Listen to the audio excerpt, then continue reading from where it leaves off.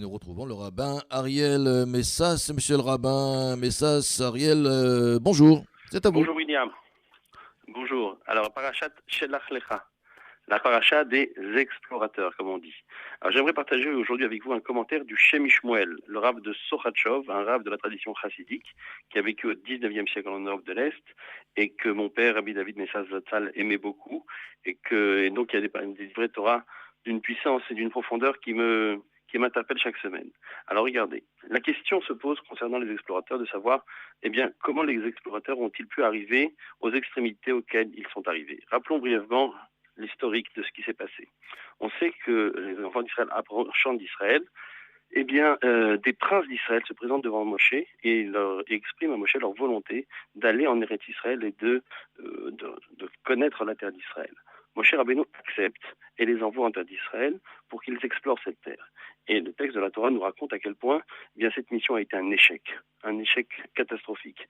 En effet, le rapport qu'ils font au peuple d'Israël à leur retour est négatif et démoralise tout le peuple, au point que nous voyons tout le peuple en train de pleurer.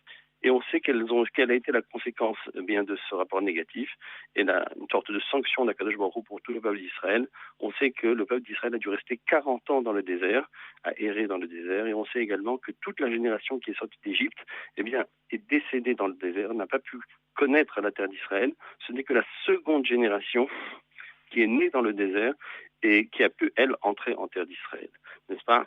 Et on sait aussi que ces pleurs ont été considérés comme des pleurs gratuits, injustifiés. Et le Midrash nous dit que ces pleurs gratuits, injustifiés, eh bien, ont été à l'origine d'autres pleurs qui, eux, seront justifiés lorsque le 9 Av, eh bien, nous avons connu la destruction des deux temples de Jérusalem, du premier temple et du deuxième temple, en attendant, Bezrat Hashem, très très vite, la reconstruction du troisième temple.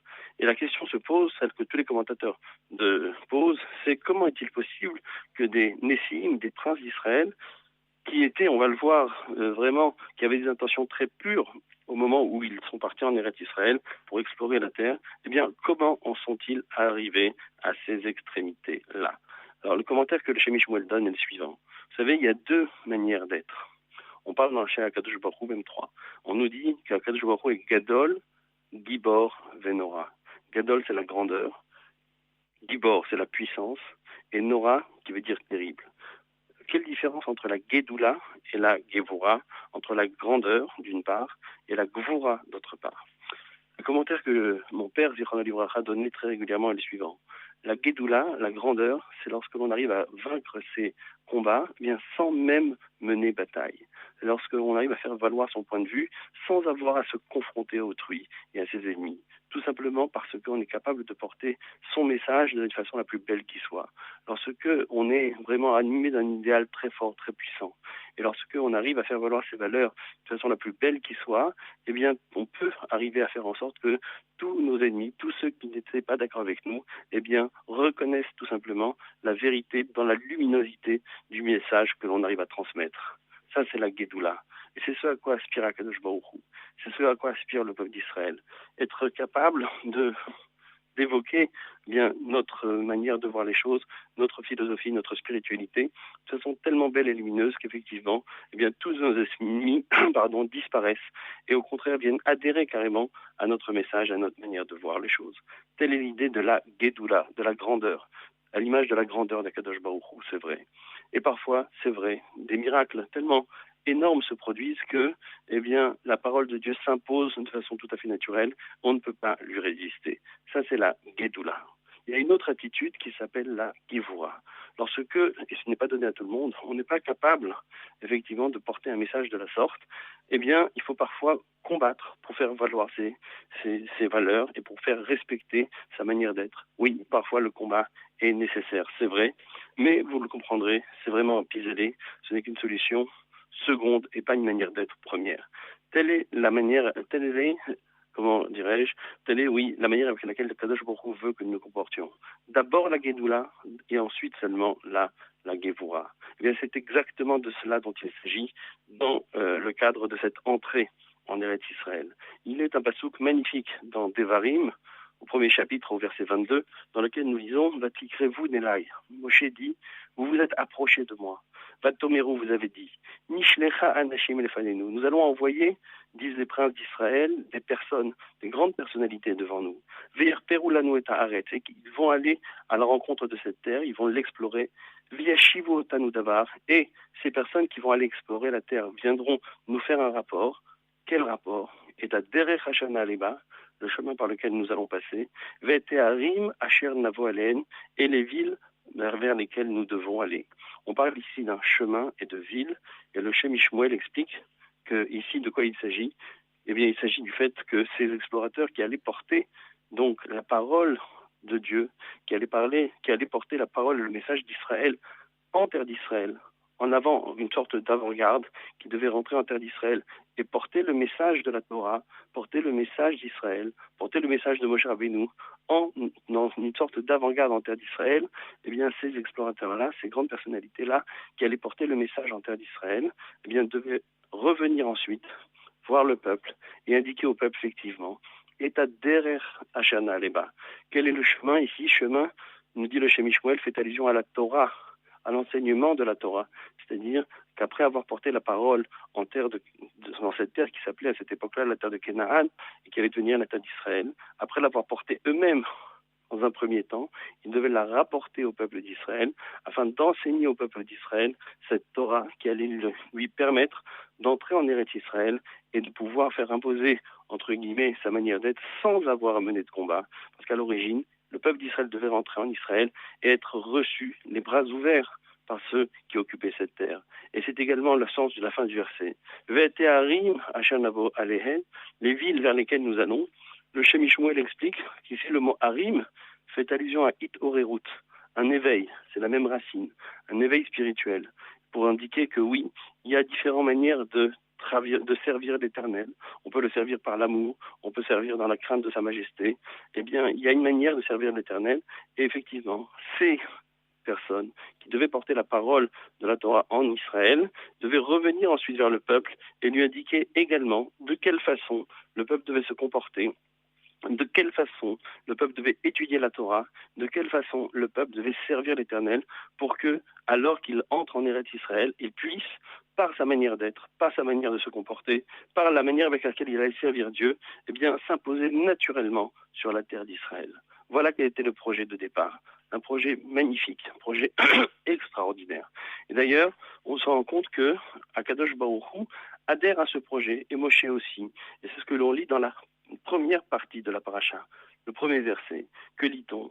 Nous lisons Shelach lecha anashim. Dieu dit à Moshe, tu vas envoyer pour toi. Qu'est-ce que veut dire ce lecha pour toi? Un peu à l'image de ce lech lecha, va pour toi, qui a été extrêmement commenté. Eh bien, le Shem Ishmuel nous explique, Shelach lecha, il faut que ces émissaires-là, que ces personnes qui partent en Israël soient tes émissaires à toi, Moshe. Il ne faut pas que ces émissaires-là soient les émissaires de la globalité du peuple. Pourquoi? Parce que dans le peuple tout entier, il y a des gens de toutes sortes. Il y a des gens extrêmement religieux, entre guillemets, craignant Dieu, d'autres qui le sont moins.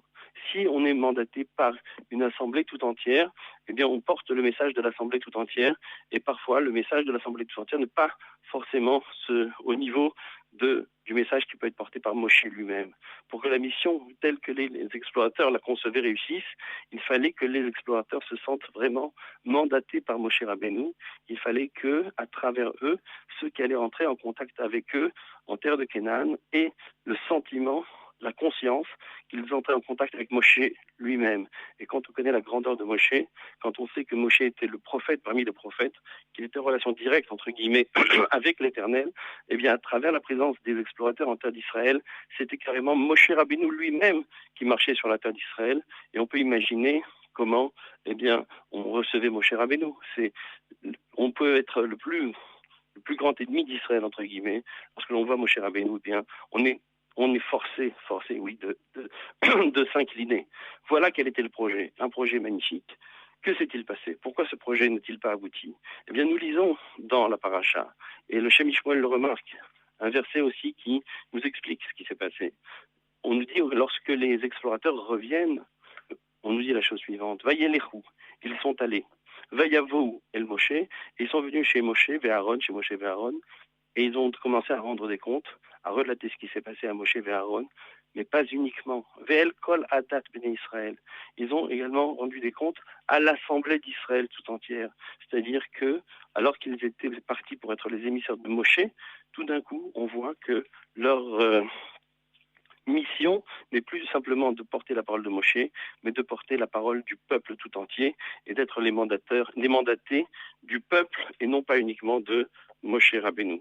Et ça change quoi? Ça change la chose suivante. C'est vrai que les princes d'Israël avaient entendu la prophétie de Eldad ou Médad qui disait Moshe va mourir. Moshe ne va pas rentrer en terre d'Israël. C'est le peuple qui va rentrer en terre d'Israël. Et prenant conscience de cette prophétie, prenant conscience que Moshe n'allait pas rentrer en Eretz Israël, eh bien, les explorateurs se sont dit, eh bien, finalement, ce n'est pas Moshe qui va rentrer, c'est le peuple. Et le peuple n'est pas au niveau de Moshe Rabbeinu. Nous devons d'être finalement les mandatés du peuple et nous devons d'agir pour le peuple. Or, le peuple n'a pas cette capacité à faire valoir son message comme Moshe. Le peuple, lui, devra combattre. Le peuple, lui, devra trouver des moyens militaires pour pouvoir vivre dans ce pays. Il sera obligé de mener des combats. Et donc, les explorateurs se sont dit, oui, nous devons maintenant trouver également les moyens d'entrer dans ce pays et de permettre à cette communauté d'Israël de s'y installer. Et c'est pourquoi, alors qu'ils étaient les émissaires de Moshe Rabbeinu, en cours de route, ils se sont transformés, non pas en émissaires de Moshe Rabbeinu, mais en émissaires du peuple tout entier. Et c'est ce qui a été à l'origine de leur faute et de leur erreur. Mais pourquoi? Pourquoi en étant mandatés par le peuple, eh bien, ont-ils commis une erreur? Eh bien, le commentaire du Shem Shmuel, et je conclurai là-dessus, nous dit que on peut effectivement ne pas penser pouvoir porter son message de façon tellement forte pour pouvoir l'imposer naturellement, c'est vrai. On peut penser que pour pouvoir exister dans son message, eh bien, on va devoir mener un combat, c'est vrai. Mais il faut toujours, à l'image de Avraham Avinu le premier, notre patriarche, avoir conscience que dans tous les combats que nous menons, que nous sommes obligés de mener, parce que d'autres nous les imposent, eh bien, dans tous ces combats, nous devons avoir la conscience la plus profonde en nous que nous avons l'aide d'Akadosh Baruch Hu. C'est vrai qu'il faut ce que l'on appelle une ishtadlut. C'est vrai qu'on ne peut pas rester les bras croisés sans rien faire, mais il faut que nous ayons pleine conscience que même si nous faisons et nous agissons, eh bien nous avons une dimension spirituelle, une attention de l'éternel qui est avec nous et qui permet à tout ce que nous faisons de réussir. Et l'histoire du peuple d'Israël est là pour démontrer que ayant subi des attaques multiples tout au long de son histoire, s'il a survécu, c'est d'abord et avant tout parce qu'il avait cette dose miraculeuse de miracles qui l'a accompagné tout au long de son histoire.